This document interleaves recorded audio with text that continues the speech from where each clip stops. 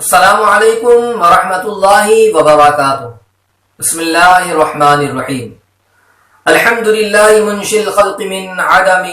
ثم الصلاة علی المختار فی القدم۔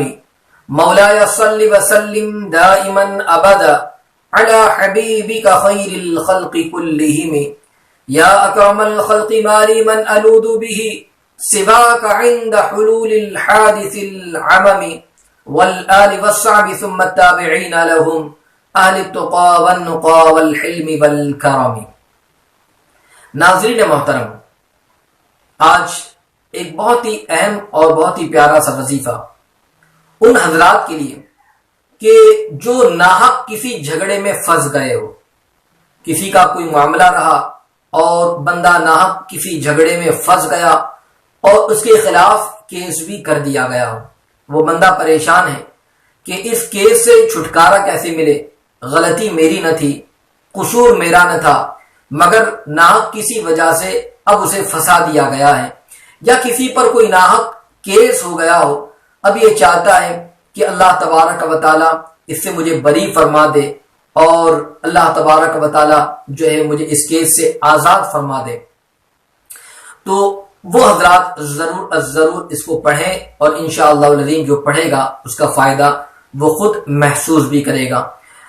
آپ یہ بات یاد رکھیں کہ جب بھی آپ کوئی عمل یا کوئی وظیفہ پڑھیں، یقین کامل کے ساتھ پڑھیں، انشاءاللہ العظیم یقین کامل کے ساتھ پڑھنے کی برکت آپ خود محسوس کریں گے۔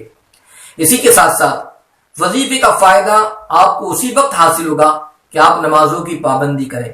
نمازوں کو ان کے وقتوں پر آپ ادا کریں، اور پھر انشاءاللہ العظیم آپ فائدہ دیکھیں تو آپ کو ضرور اس کا فائدہ آپ کو اپنی زندگی کے اندر میسر آئے گا۔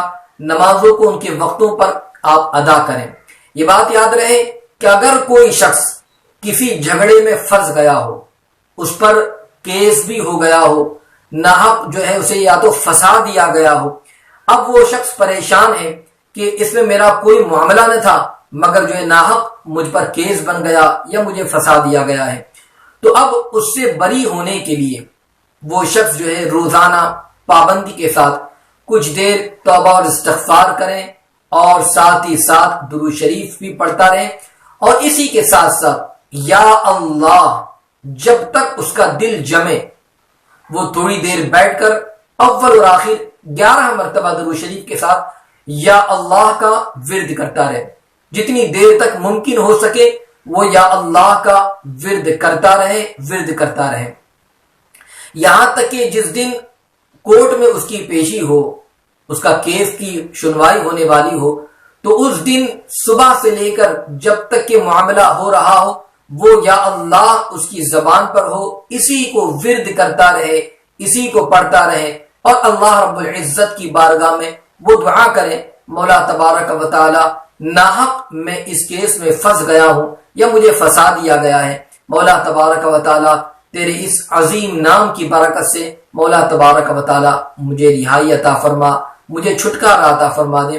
اور وہ بندہ اللہ کی بارگاہ میں رو رو کر دعا بھی کرتا رہے۔ یاد رہے کہ اگر واقعی وہ کسی ناحق کیس میں پھنسا ہوگا، واقعی کسی وجہ سے اسے پھنسایا گیا ہوگا، تو یہ بات یاد رہے کہ اس وظیفے کی برکت سے انشاءاللہ العظیم اس کی رہائی ہو جائے گی، انشاءاللہ وہ اس کیس سے بری ہو جائے گا۔ تو ضرور اس کا فائدہ